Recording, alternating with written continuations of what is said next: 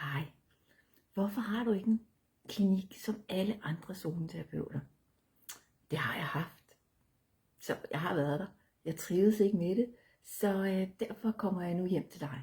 Og det vil jeg så give dig nogle forklaringer på, hvorfor jeg gør. Når jeg kommer hjem til jer, så er din baby i trygge og vante rammer. Og du har ikke noget stress i forhold til at nå frem til et bestemt tidspunkt. Du sparer tid. Du slipper for, om der nu er plads til barnevognen i bussen, eller du slipper også for, om der er p-plads og for at betale for den. Og hvis din baby fylder blæen, så kendes forholdene, og falder din baby i søvn, så kan din baby bare blive liggende og sove videre. Og jeg er bare ikke som alle de andre. Jeg har gået min egen vej. Og til med så er det en bæredygtig løsning, der kommer cyklerne hjem til dig eller til jer.